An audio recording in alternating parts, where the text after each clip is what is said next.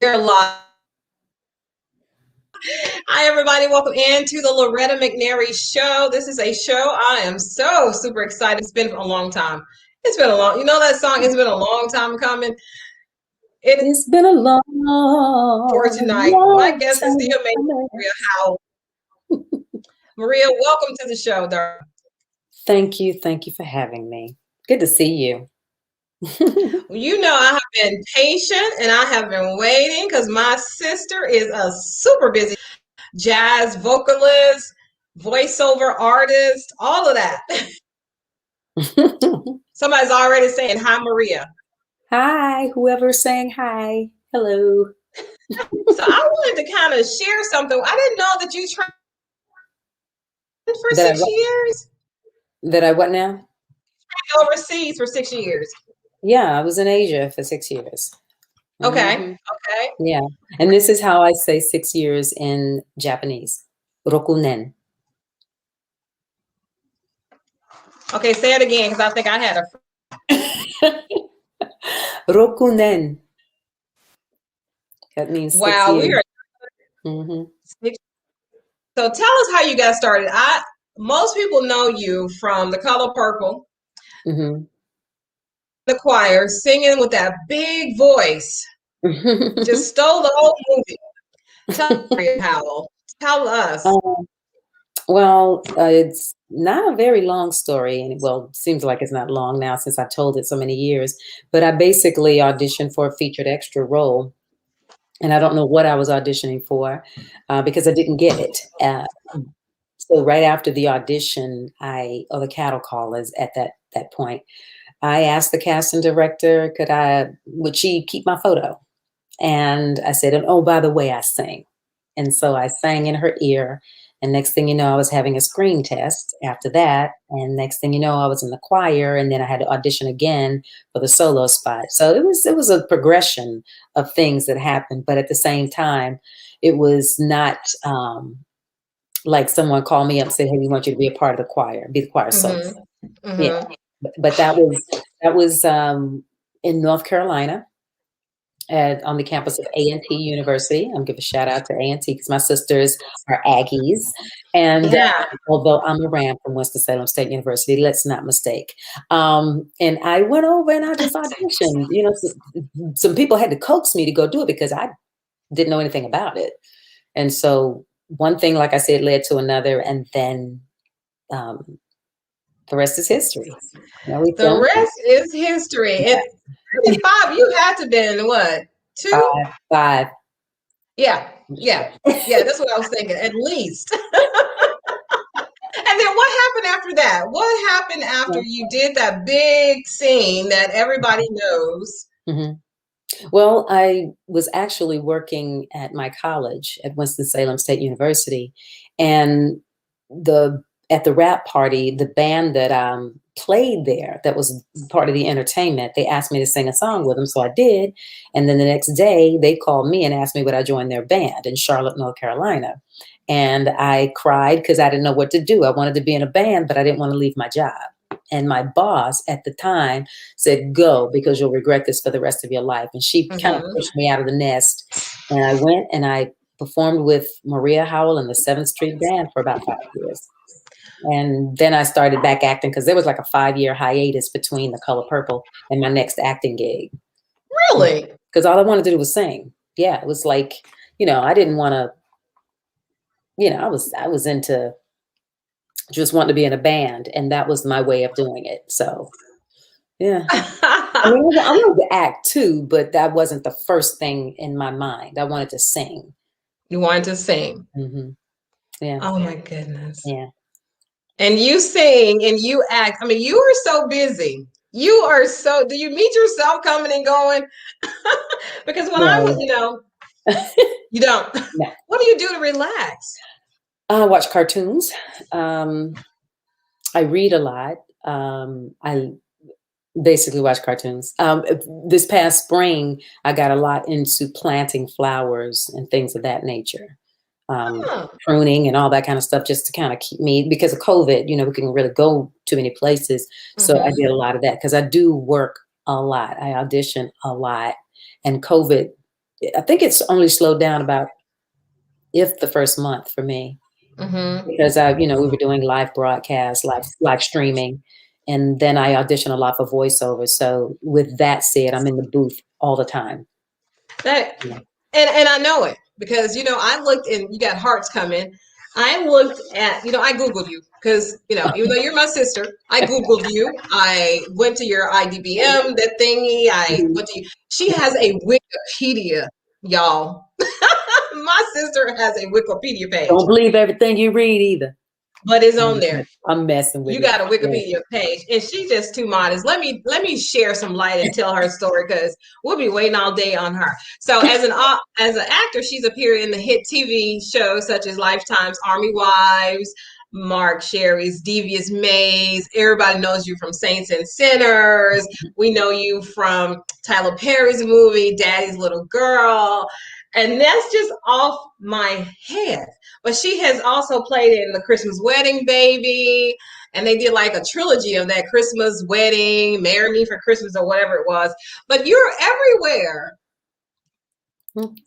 Thank God. Is there a role that I'm surprised you still have to audition? And I know you just said that. So how do you prepare? I take it case by case. Some things are a little bit more challenging to audition for. I mean, I audition a lot, but I also get offers to do certain things too. So it just depends on what it is. And it also depends on the relationship of who's doing the project. Because there are some projects I've done where somebody's just called up simply because I knew them from years ago and they know my work. I may have worked with them.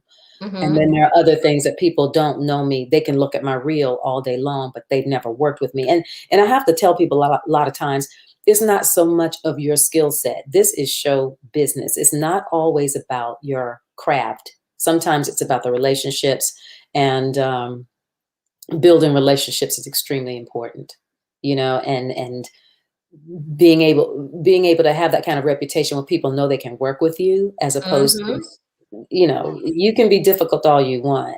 At some point, that's going to burn out. Oh my goodness. I'm sitting here looking at you, and you change. You're looking like Diana Ross to me. I mean, seriously. You are channeling some Diana Ross right now. Well, I'm gonna put somebody in between that, because my mom, when she was younger, looked like Diana Ross. And so I think I look a lot like my mom, which from your viewpoint, you never met my mom, but she looked a lot like Diana Ross as I was growing up. And you still do. Thank you. Somebody said you work more than Samuel L. Jackson. That's true. I promise y'all. Look at this. It's pages and pages. Let me break down a little piece. Okay, I gotta get my finger up in it now. Let me break down something. Break it down, sis. Samuel Jackson only has to do like 3 movies in 3 years. Y'all fill in the blanks. Next. Okay, but you're busy. You're consistently working, and you span so many different kinds of movies. We know Samuel for a particular type. He's a bad guy. He's enforcing this, or he's a little crazy playing the neighbor in that movie, But we pretty much know him, But I loved him in Shaft. I loved him in Shaft. All of them. So how do you decide if a role is for you? Because you were like the pregnant crazy lady in Daddy's Little Girl. You're singing gospel music in The Color Purple. You're playing in Devious Maids, a whole new thing. And then you played what was that other movie when you had to be really, really active? I mean, it was Revolution, probably Revolution. Yes. The TV show. Yeah. She has, Well, I can choose from what's presented to me.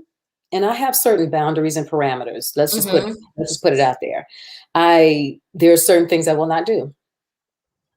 And then there are things that I know are in my wheelhouse. Like anything that's a doctor, lawyer, teacher, scientist, anything authoritative, that's naturally me, because that's naturally me. But as well as playing some comedy, I don't do it. Is it really interesting? People don't think I'm funny. They think I'm funny talking to me. But I mean, casting directors, they always put me in dramatic roles or present those to me because I guess I'm definitely that more intense, more serious, more Yeah. I can get in your face and tell you yeah, that's naturally me.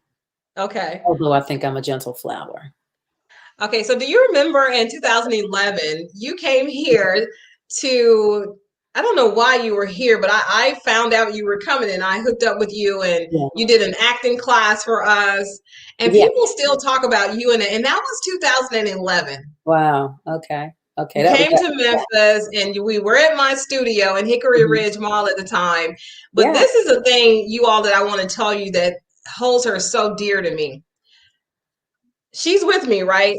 We went to 3 schools. Did we do all those schools in one day? We Oh my did gosh, over. sorry about that. Yeah, we Yeah, did. we did all performing arts. We We did did. Roselle, we did Colonial, and we did Yeah, Overton High School. I remember that. Yeah, those kids were fun. They were They fun. adored you. They still talk about that too, because my Oh. sons all went to Overton High School, and Mhm. Jacob, who you met at the middle school, Colonial, Yep. he was in the choir there. Now, honey, he has truly blossomed as an artist. And Oh, Nicholas is a very busy spoken word artist. what? I see a Yes. gig coming. Uh-huh. I could hire them to do some stuff. Let's talk about Girl. And then Spencer does art. He's an that. artist. Mhm. He can, oh Wow. my God, it is crazy. Skylines, architecture. And Marshall is the shrewd businessman, honey. He is on his game. I think So every family needs one of those. we do. He wanted to be an attorney, and then I think I kind of talked to, he wanted to go into criminal law. I didn't want that. And so, but anyway, we're going to talk about you. I need you to sing something in this first half of the show before we take a break and talk some more. I don't know, because then I want you to sing in the second half because you're just so talented. You like a triple threat. Do you dance too, I other than when you're can. performing? Yeah, I mean, I've done musical theater before, so yeah, I'm an actor that can move. Now, don't put tap shoes on my feet. That's a whole other thing. Please don't. Please Mm, don't come near me with them on. don't put me some. How about ice skating? I turned down a Mm, role to be in a Hallmark mm. movie. They wanted somebody to ice skate. I'm like, honey, if you give me about a year, I will be ready.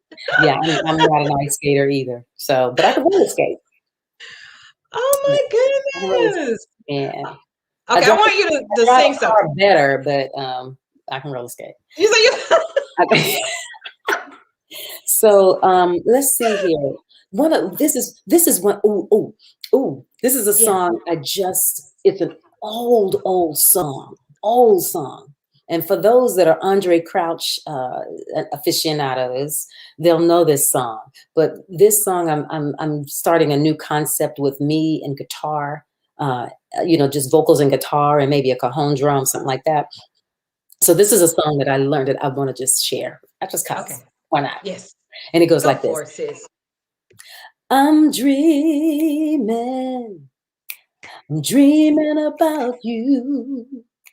I'm hoping that someday soon, through the clouds you come bursting through. 'Cause I only wanna see you, and I only wanna be with you. Oh Lord, I keep dreaming about you. Isn't that nice? That's just one verse. Oh Yeah. my Yeah. goodness. But that I sounds so don't remember that song, but it's so beautiful. it's a beautiful song. Oh, you're getting hearts. Okay, I'm gonna show these hearts. I don't know if you should be able to see on the screen too. Amelia Baker Oh, Cole. hi, You Amelia. they are so loving you. I promise you. You are You're so so sweet. amazing. So Oh, amazing. And then Nicole Parker says, beautiful voice, hearts and smiles. So we love hi, that. Nicole. Mm. Because one of the guys that was in the acting class with you, I'm pretty sure his mom stays with you. They were twins, a sister and a brother. They Mm. graduated college, and he has gone on to do big theater. He's traveled, and he's well versed in theater now. You must be talking about tell me his name again because oh my God, I can't call anybody's name right now. I can't. Me either, honey. Met too many people. It's just all there, though. Yeah. But yeah, they were in that acting class, and you helped them, and he has truly just blossomed as Awesome. an actor in that. So what I want to do, because we're also going to show this on the TV part Mhm. of what I do, Okay. we're going to pause for a couple of seconds so we can plug in got to pay the bills. So All I hope right. you enjoy this clip from one of our advertisers.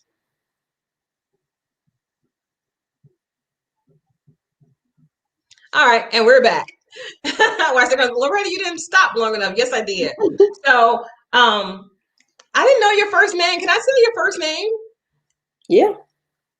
And this is my real sister's name, Wanda. Mm-hmm. Wanda Maria Howell. That to be my first name, darling. So we really are sisters. And let me tell you, I went to Atlanta for my show. Remember that? And we had such a ball. And then you took me to my first experience with Stony River. Now I am a diehard Stony River fan, no matter where I go. Delicious. And then you arranged another interview. I mean, you produced the Loretta McNary show. You remember the other guy that you had me go see? Mm-hmm.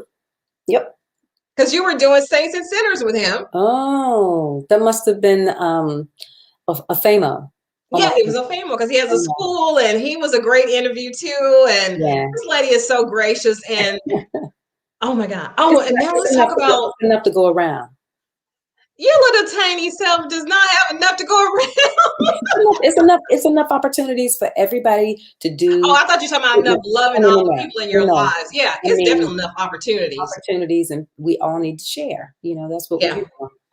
Yeah. So she actually appreciated my talent and introduced me to somebody in the business and had me interview them. And I will never, ever forget you for that. For that and so many other things.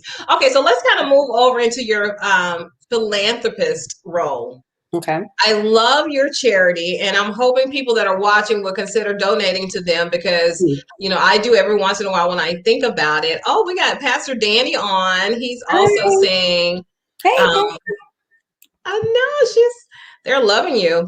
Beautiful voice. So tell us about the Students Without Mothers. Okay. Now, before I start that, just let you know, I've kind of expanded my charitable efforts. It started with Students Without Mothers, and that's dealing with high school seniors. And applications are open, or it's open for applications for high school seniors by January 31st. And you can go to the website and look that up. But this is all about high school seniors who don't have their mothers, whether their mothers are deceased or whether their mothers are incarcerated or whatever unfortunate circumstance. And we raise scholarships, and it's like $1,000 per year. It's small scholarships because a lot of these students go to community colleges and things like that. They get their associate's degree or what have you.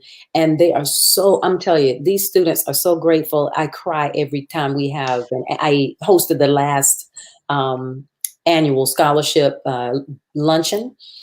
And I cry every time because it's like it means so much to them. I know what scholarships are all about because I was in school on a scholarship. So that attracted me to the organization. And so I've been with them about 10 years now on the advisory board, board of directors and advisory board. And then the next charity nonprofit that I am very involved with is pancreatic cancer. The PanCan Network.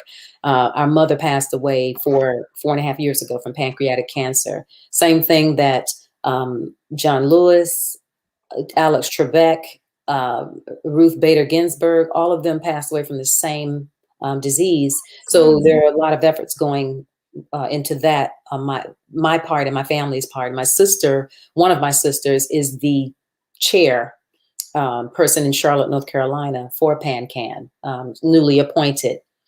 And then the third one, God, did I say third one? Is 4 of them. Eva's Heart is all about transplantation. I got affiliated and involved with them heavily while I was in Los Angeles full time. And then the fourth one, I just joined the board, Tosco Music Party, and that one deals with music. And it's all about putting music in the community and bringing people together and that kind of effort, educating young folks and just collaborating. And I'm very, very pleased. I've always wanted to be in philanthropy, being involved with causes that mean something to me in my life. And with the things that I do as far as singing and acting, I can, whatever gifts and talents I have, I give my time and my talents to that. So.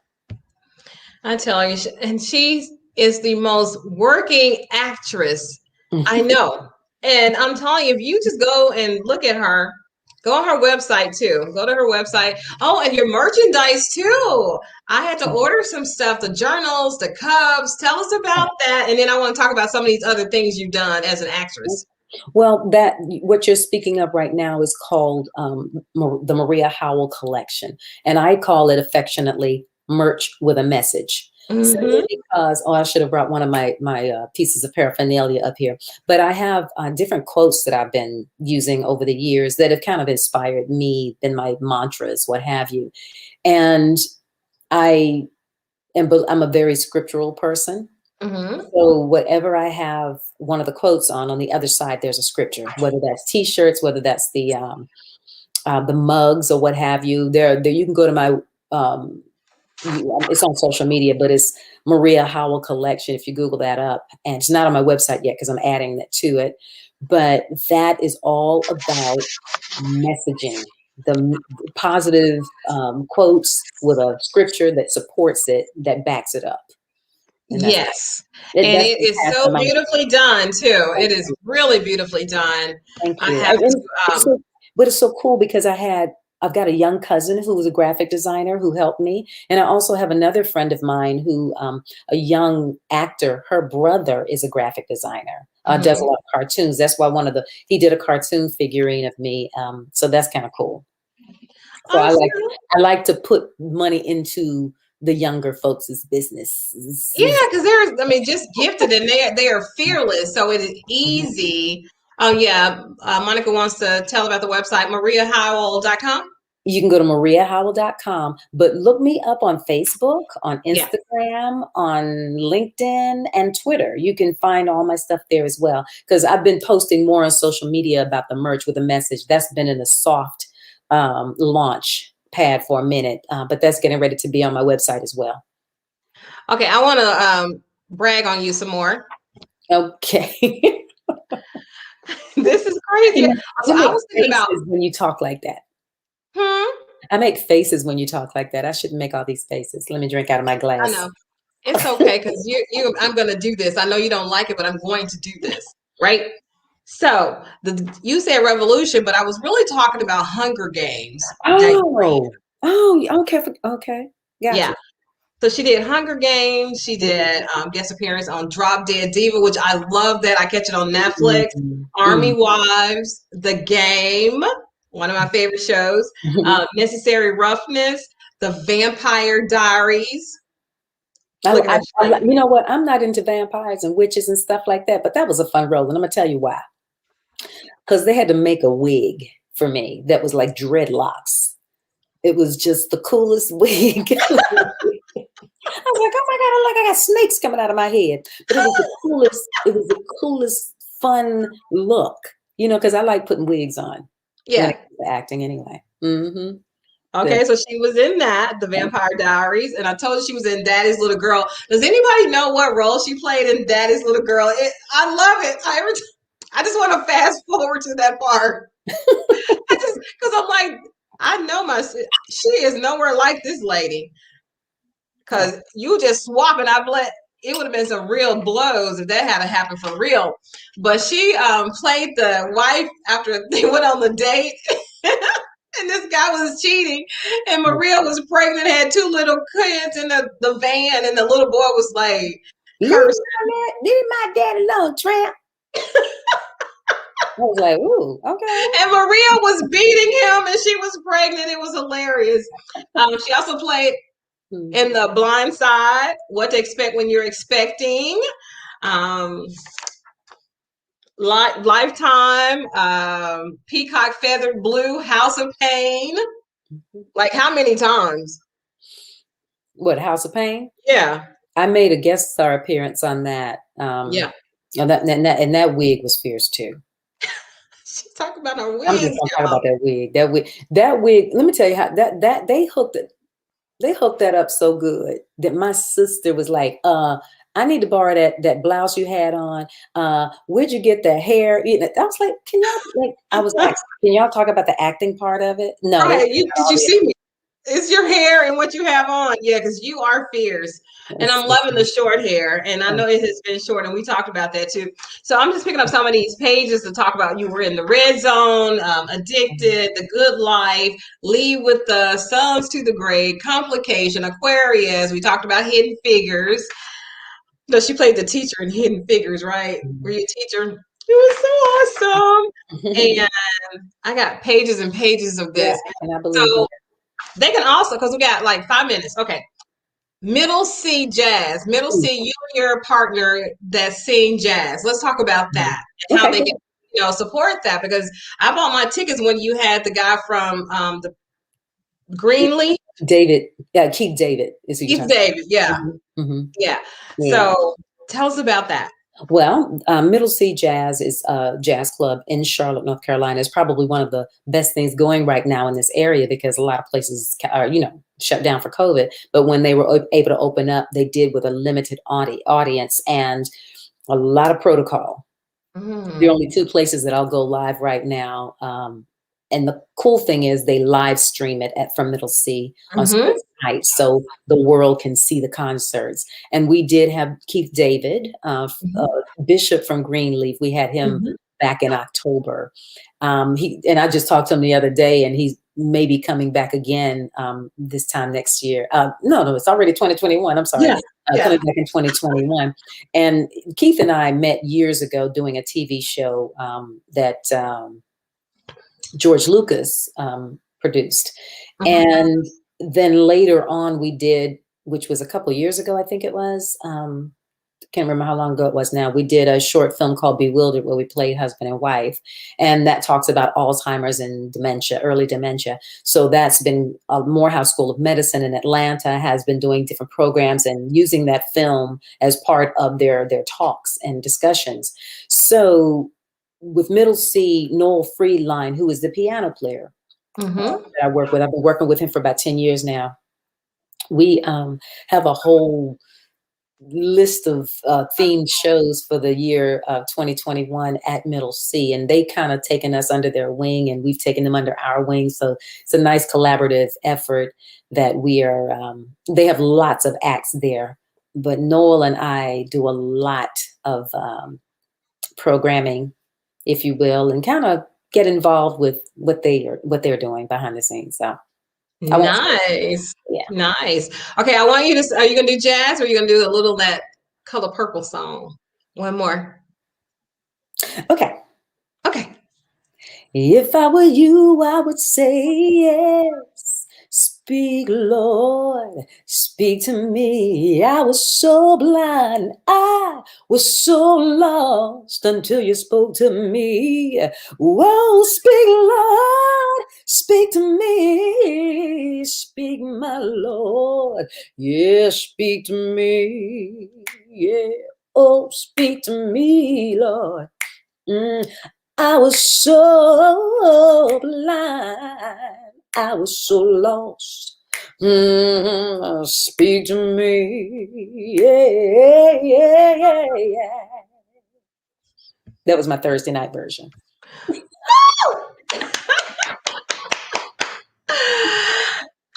You're so amazing.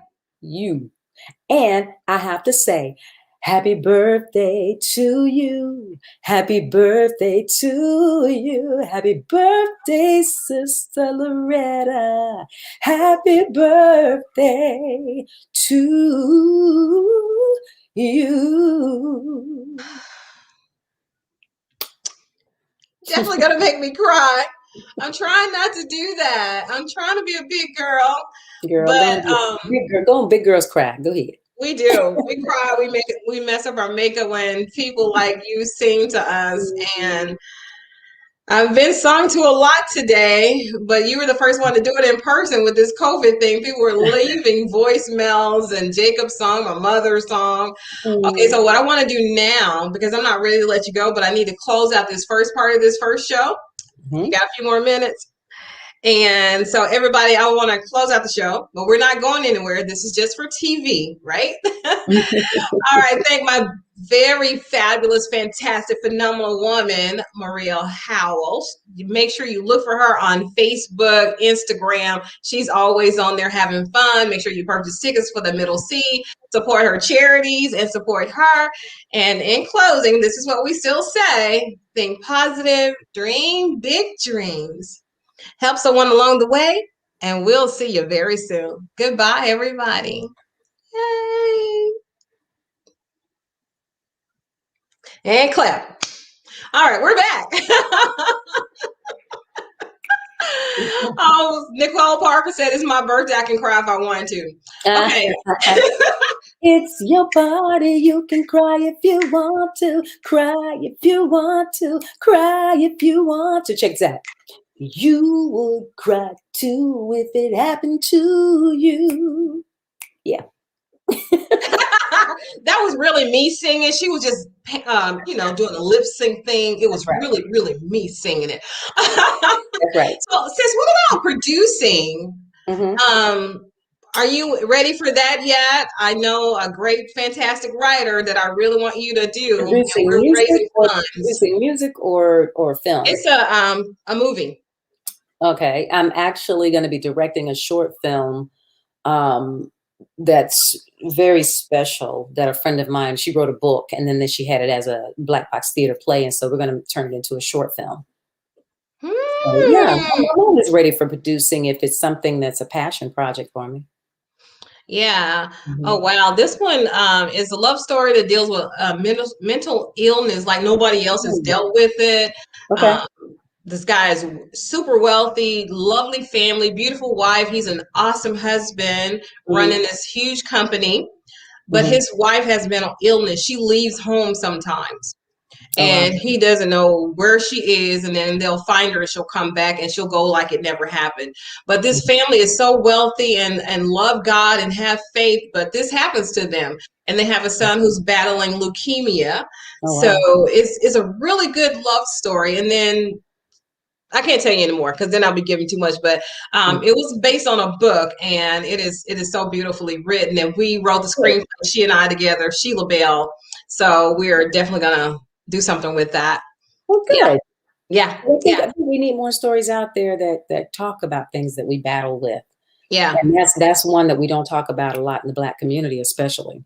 Yeah. And then the way it has been talked about it's so everyday-ish, like people who don't, like, they think people with money and successful don't have problems. They have perfect lives, and that's so far from true. So this reaches into that to show you the outside when, we're not counting our billions of dollars. And I was just really, really impressed with that. So tell me when you have an audition, do you get in character immediately? Do you go dress the part? How do you prepare for that? A lot of times, as time has gone on, yes, I immediately start. There's quick things that I do and questions that I ask to get a bead on what the character is, and then I connect it with myself.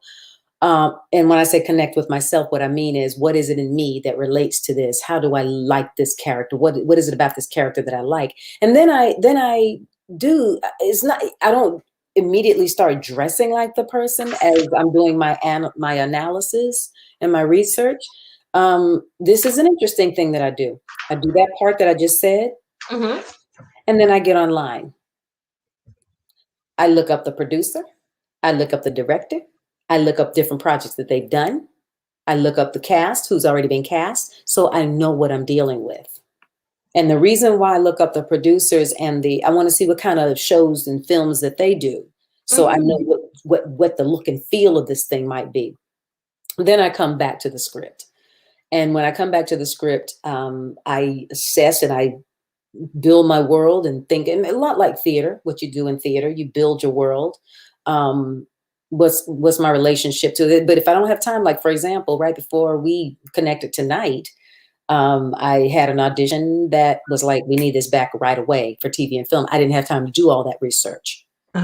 So but it's like anything you do, when you've done it enough, you kind of know you just kind of know what to go to. And so I got it out and got it to him and put some lipstick on and called you. And as you were saying it, I was already thinking about my next question. Give us a life in the day of, because it's crazy. Your schedule was crazy today. And then you were trying to fit something else in when we talked yesterday on top of this, and just trying to change around the timing so you could go and support somebody else. So tell us, and then day in the life. A day in the life is waking up at a reasonable hour and thanking God, doing devotion, zipping through and see what I have on my plate, making sure there are no, let me back that up. After I thank God and before I read my emails or anything like that, I look and make sure there are no family emergencies. I make sure no family member needs me right away. Wow. And have you ever had to turn down something because you had a family emergency or a family member needed you? No, not really. Not that I know of. No. Awesome. I mean, outside of life and people passing away, things like that, that's not even a thing of like a conflict. You don't look at it that, no, that's where I'm going to be. So I haven't really had to. My family's been very, very supportive of me, of not, they have their, let me just be plain. They got their own life.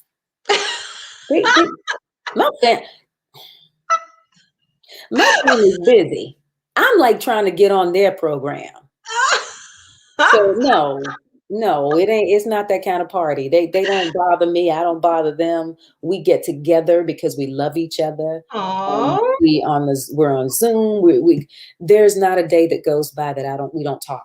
The families don't talk. Family members don't talk. The siblings, because both of our parents are deceased now, and so we might, like me and my sisters. There's like this continuous.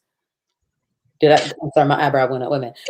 Continuous texting all day, every day. We might get Saturdays off. And then I might pick up the phone and I'm like, okay, I want to talk to this particular. It's enough of us to go around too. I pick up the phone, talk to one of my sisters or whatever. Look, you know what? I'm getting off the path of your question. Let me back up because see, they take up a lot of this right here, and a lot of this. So when I get up, every day is different because there are some things like even when we separate tonight, I've got to go do some voiceover stuff that's due tomorrow, which I wanted to do last night, but I had other stuff I have a world of pop-ups, if you will, meaning as I am in one situation, something pops up that needs to have immediate attention. Like in the voiceover world, things are fast-paced. They need something within an hour sometimes. So if I've got something I'm planning, I know is an anointed word. Sometimes I have to turn things down because it doesn't make sense. Yeah, it's too much. You can't do everything. You just do not. But it's that hustle business, you know. Then I get commercials because I do TV and film commercials, voiceovers, and I sing. So with all each one has its own thing and functionality.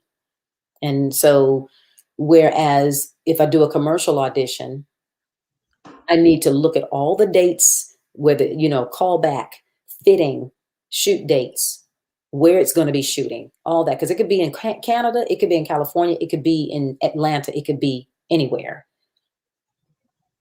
And then when TV and film comes, that's a whole different kind of thing too. Because that could move pretty fast. Once you book a role, you got production calling you and everything else is put on hold. So, and then it happens every time I'm on set. I get voiceover auditions, and there are hardly any quiet places on set. So you just got to make it happen. Make it happen. You do what you do. My goodness. I've been on set sometimes. I've gone to the car and done an audition inside the car, a voiceover audition. Yeah. I've done a little voiceover, and I'm just not that happy with my voice, and I get people that want me to do that. My voice is heard on telephone systems around the country, right? I beg to differ. Of course you would. About your microphone and the equipment that you use too. Yeah. Yeah, You know? it's just me. I've had fantastic microphones, and I'm still thinking it. And everybody says it's good, right? It's just me. Well, But moving ahead, okay. I don't want to talk about me. You want to I talk about got me? you. Because one thing Okay. about a voiceover artist, and this is not conceit whatsoever, but you gotta love your voice. Okay. You got to love the sound of your voice, otherwise you won't have freedom to. Notice I didn't say in love with your voice. I said love your voice, because you got Look, sister, there is a difference, right? a big difference. You got Like, to don't love be it in love enough. with yourself, but love yourself. See, Yeah, that's a whole nother conversation. you got that. We got to do that conversation. Yeah, yeah. So, how do you stay so humble?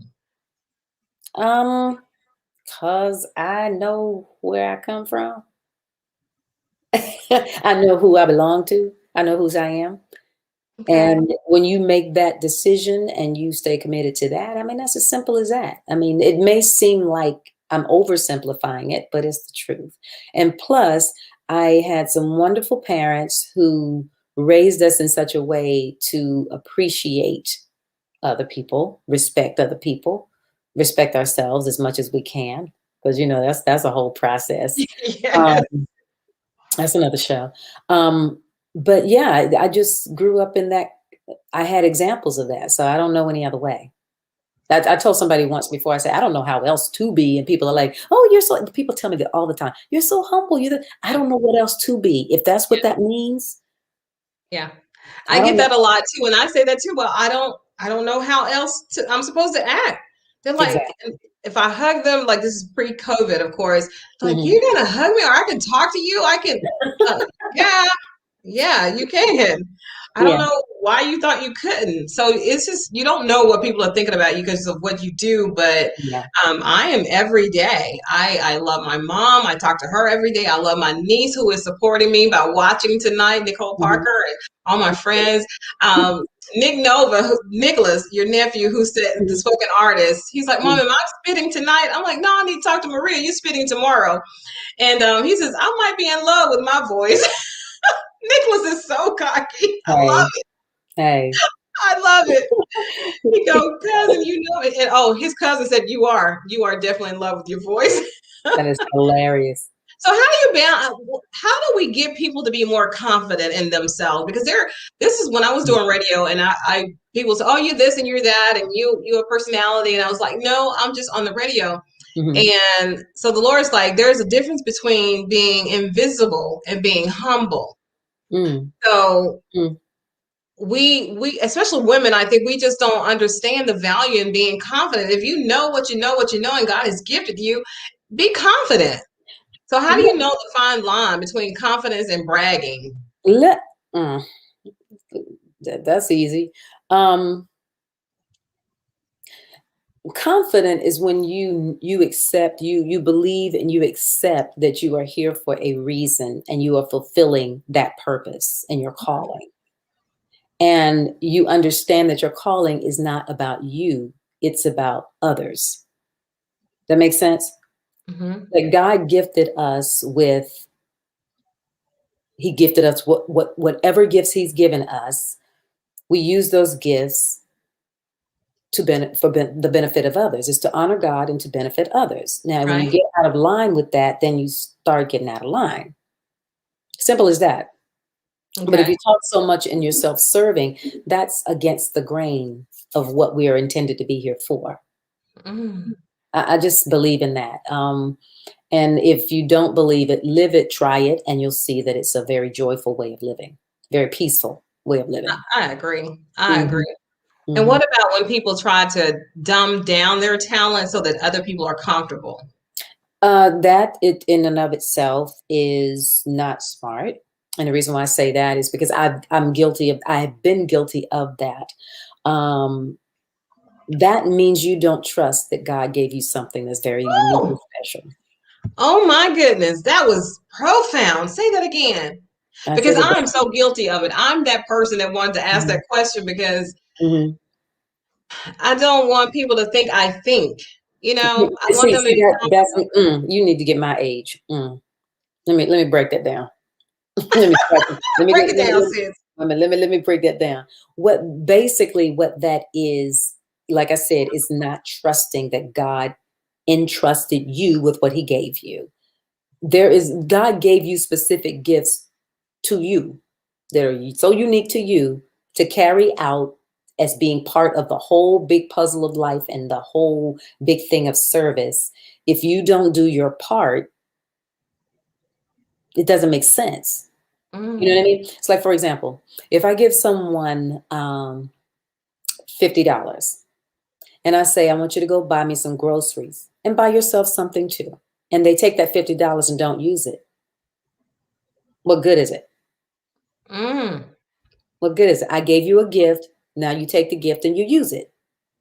Wow. What good is it? And when we dummy down things, sometimes in your terms, it's basically not trusting that God believes in us and has faith in us to do the thing. He gave it to us. Now let's go do something with it. And there's a case in point. The reason why I say that, because when I was a teenager, because I didn't study music growing up more than being in choirs and at church. And my mom was a great, thank you for that, Nick. My mom was my first music teacher because my mom played music, played a trumpet. But before I was ever born, I never saw her play the trumpet, right? But I remember being on the church choir in high school, and they used to always, I think I was kind of like shy in a way out in public. Don't know why, just probably just general insecurities. And I remember they'd always make me the choir soloist. And I didn't want to be the choir soloist. I just wanted to sing with the choir, right? But they saw something in me that they kept putting out front. So I remember one time I said, well, why are you always making me sing the solos? I don't want somebody else singing. I kid you not. I lost my voice. I couldn't hold a note. I couldn't sing and hold a note on pitch to save my life. And then it upset me because I was like, there I was complaining about something God gave me. I didn't give it to me. God gave it to me. And if I disrespect that, which I did at that time, I remember saying, God, if you give me my voice back, I promise I'll never complain again. I will never do that ever again. Last time. That was the only time that ever happened. Yeah. Wow. That was deep. And I received that because and it's like I'm not doing my show because I just want to help other women too, because I've been on this Clubhouse thing and I'm hearing all the women that are just crying out for guidance and for somebody to tell them that they're more than enough and that they can do it. Because what happens, especially with all this social media, people start comparing their everyday life to somebody's best life, their best day. And you're comparing your worst day with somebody's best day, because we're not putting our worst days out there. But the person that is, they are feeling so bad. And that's, I think, what leads to a lot of depression and suicidal thoughts and people just not blossoming where they're planted because they just feel like, well, she's always looking like that and she's always sounding like that. She never has a bad day. Oh, yeah. Here we go. I got something to say on that too. Okay. First and foremost, we should never, ever compare ourselves to anybody else. Again, I always tell people, I say, if you look too much on the outside, you're never looking on the inside to see what God did. You're not even looking in the mirror, paying attention to all this beauty and uniqueness that God gave you to do the job God assigned you to do, which is your calling. When we look at everybody's beautiful photos, because I told you I had to put some lipstick on, okay? I've been living my best pajama life. She said, I've been living my best pajama life. I love that. Love it. When we look at the photos, we think about what's in between the photos. People can post up beautiful photos all day. Yeah. All day long. But what kind of life are they living in between the photos? They won't tell you that. I'm here to tell you. There's life between those photos. Yeah. And when we spend so much time looking at it, because let me tell you what, like you were talking about the day in the life of me, there's some days I wake up crying. I don't know why. Because I got stuff. I got issues. I got dysfunction. We are all dysfunctional in some capacity. I don't know. I might have thought something 2 years ago might be bothering me. I don't know. But the bottom line is, that's why I say I set my day every day, because one thing I do know is when I do that, That gives me the weaponry, the armor. Let's go and get spiritual with it. Yes. Because if we don't start thinking in spiritual terms and ways and seeing eyes through a spiritual lens, we're gonna be blind. Oh, I should have write that down. Wait a minute. I promise you, Nichols already said they always had empowering nuggets, and Nichols said that was a great metaphor. So, honey, you are dropping them tonight. That was good. I have lived some life. I have bumped my head too many times, and I'm transparent to tell you that it ain't always simple and easy, but it's doable because we have power. Yeah. If we use it.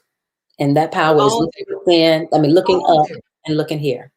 Yeah. And I want people to understand that people on TV or people that you consider super successful, whether it's a sports or entertainment or medicine or technology, that's not negating their bad days and their bad thoughts. We are just trying to make it through the day. Now, if I got on here and shared too much, we would all be crying. But I know that, like you said, my gift is from God. And it's part of the bigger picture. Somebody is depending on me to do my check off. Okay, check. National syndication, check. Speaking, check. Book, check. Whatever it is, it's not about the person.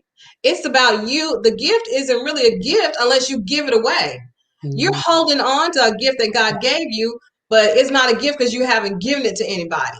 And you're waiting on the sky to turn blue. You're waiting on losing weight. You're waiting on the man. You're waiting on the woman. You're waiting on the man to leave. You're waiting on the woman to leave. You're waiting on this. Stop waiting and just do it. Do it. Research it. I think when one of my sisters sent me something a while back, and it is so true, is this meme of someone holding a cup of coffee, right? And we can use the metaphor or the analogy of someone of adversity in your life.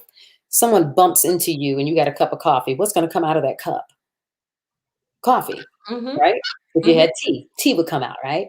So in life, this is the coffee cup. This is the opening, right? This is what the contents is. When adversity strikes us or comes against us, what comes out of our mouths and our attitudes and everything like that, that's what's really on the inside. So the way to change that is to fill up the inside with some positive stuff, with, scriptures, if that's what you believe in. It's when you put that stuff on the inside, we have to replace this negative stuff. It took me a lot of years to be committed. Obedience. Can I just say that? Yeah. When we are just downright obedient to what we're supposed to be here for, and put that stuff on the inside of us. And it ain't always comfortable. No. Sometimes I don't want to do right. Ooh, again, another show, another conversation. Because you feel like I always got to do right. And you feel like I always got to be the first to say, I'm sorry. I always got to be the first to go over there, even though, well, what's wrong with being the first? You want to be the first in something that you consider is profitable. You want to be the first gazillionaire. You want to be the first man on the moon. You want to be the first to own a car that drives itself. What's so wrong with being the first to say, I apologize? Nothing at all. Matter of fact, that's me. That's the strongest person in the relationship who will always do it first. Yeah. I came up with this thing. Don't know how, what inspired me to do it, but I picked an age. It could be 95 or 100, whatever, but I picked the age of 85, right? And so I said to myself, or asked myself the question of, like, Maria, how do you want to feel when you're 85 years old? How do you want to feel about yourself and looking back over your life, right? So once I had that established, and those things were like, I want to be at peace. I want to be joyful. I want to be full of love. I wanted those certain things, right, in place. Notice I didn't say I need to be filthy rich. Now, if that comes, but that's not my goal. My goal is to have my peace of mind, be able to go to bed at night peacefully, wake up refreshed, all that. Because you health, if you ain't got your health, you ain't got nothing. So anyway, my daddy used to say that all the time. When you get older, you understand that. Anyway, so I picked the age of 85 and I said all that stuff, and I said, well, now let's go backwards. You're back in the present. You're 21 again. And what is it that you need to do every day? Okay, I'm not 21 anymore, but what do you need to do every day in your decision making to ensure that you're going to feel that way at 85? So Hmm. all day long, I mean, we're all day long, we all make constant decisions, choices. This, am I going to go to the store? Am I going to put this shirt on? Am I going to get in the car? Am I going to drive this fast? Am I going to eat this? Whatever you do, that has an influence on it. So that when I look back, I can go, I did the best I could. Yeah. That's where I live. Oh, that's a good question for everybody. Are you doing the best you can every day? Yeah. And I would say most days, no. An attitude adjustment. And you ain't got to be perfect. You don't have to be perfect. It's because I tell people all the time, honey, I did get up and adjust my attitude today, because I may get irritated by something. I'm human. We all have emotions, but I don't let my emotions rule me. Yeah. I tell the emotions what to do when they get out of hand. Mm-hmm. Notice I said out of hand. Out of hand. And because I've been there. Yeah, I can't take it back, but I own it. I'm mature enough to own the times that I let my feelings, as they say, get in the way. Yeah. And I made decisions that I wouldn't have made had my feelings not been so new and raw. But that was okay. I own it. I did it, and I'm good with it. Learn from it, because if you're not learning something in the process, then it's like a waste. There's nothing but. And if you're not growing and changing, I know people that are the same as they were in, 15, 20, 30 years ago. Mm-hmm. They're the same and they're proud of it. I'm not the same I was 2 weeks ago. I want to say there's been some changes in my life, in my spirit, my soul, my physicalness. But anyway, I told you we could talk all night, and I know this is helping somebody. And when you were talking about the coffee cup, I remember hearing, I don't know who it was, but they were saying, it was at a homegoing. He's like, that person lived in the overflow. He lived off what was in the saucer. That's so right. that other people could live off what was in the cup. That's right. And that's how we do our gifts. You give the gifts for other people, like we've said and you said, and then you take what's in the saucer that overflowed from your giving. And that's enough to feed you every day, is what's in the saucer. You don't have to have all the cup. That's for other people. But have enough on the saucer that fill you up and you can live off of. You don't have to spend all your money. You don't have to have the biggest house and fastest car. Live off the saucer so you can help other people, or even when you need what else is in the cup. I'm just committed, like you're saying, committed to what am I here for? What am I supposed to be doing? And I do know, instinctively and spiritually, I know that we are here to serve. To serve. We're here to worship God and to serve. And mankind. We all are. And it may not be TV. It may not be movies and series and singing and basketball and all this other stuff. But trust me, darling, you will not be the exception of the million and billion of people that God has created that does not have at least one gift or talent that can help you help change this world some kind of way. That's right. So I just want you to search, do some soul searching. It's not always going to be laughing and, giddy, but most of the time I do that. But I want you to be better. I want you to live at your highest level of expression, who you are in your lane. Be that best person and stop comparing yourself. Any closing remarks, any humming, singing, you want to do? Let me see here. You got what song is on my heart right now?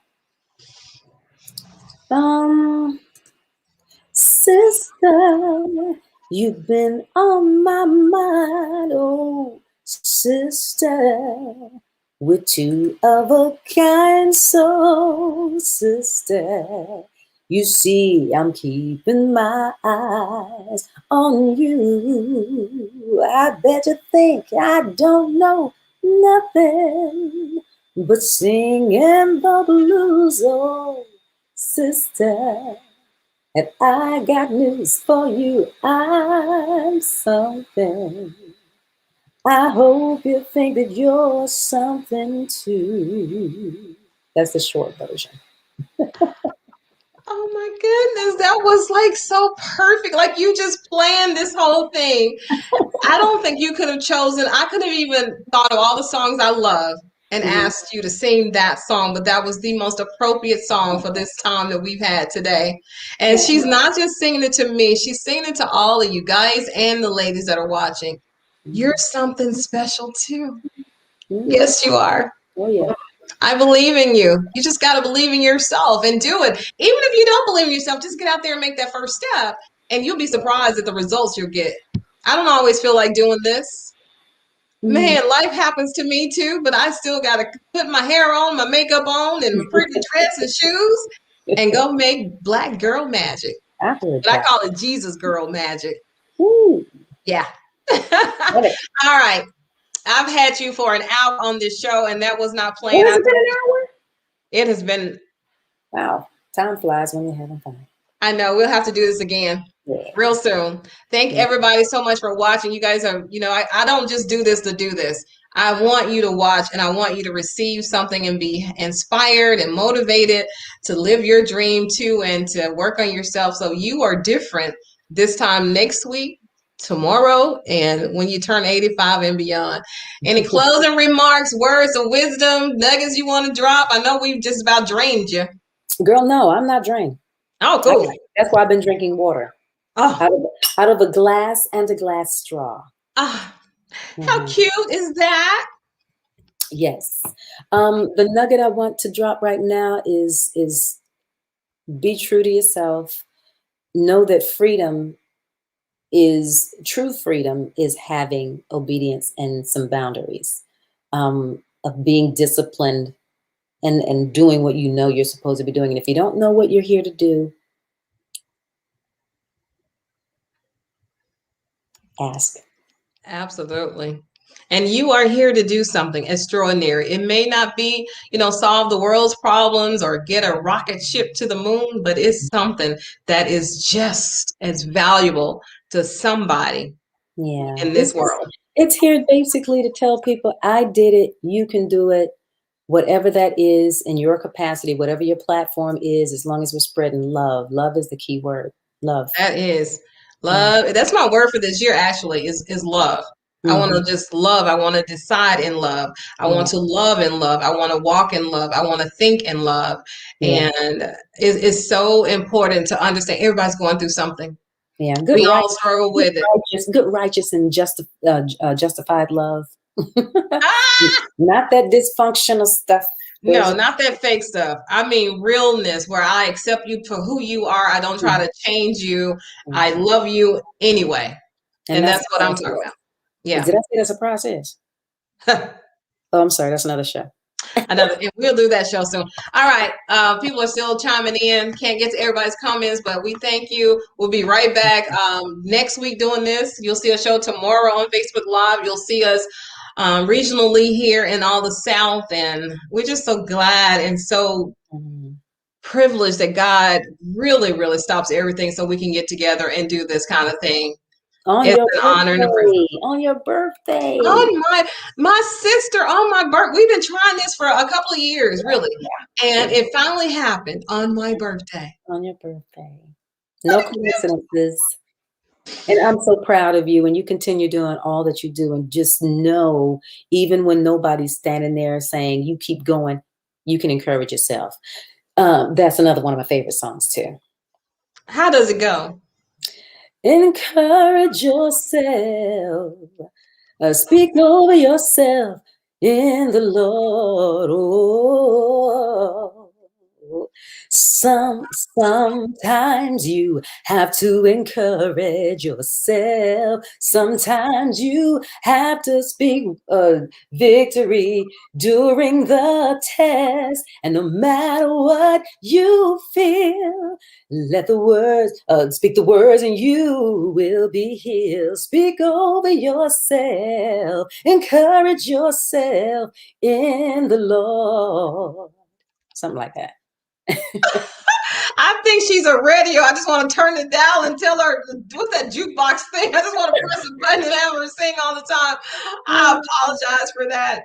such an indulgence. So much, but seriously, thank you. I adore you. I'm praying for you always. Yeah, I look forward to seeing you on the big screen, on the TV screen, online, and everywhere else you are buying your music and your merch with a message. Yeah, thank y'all.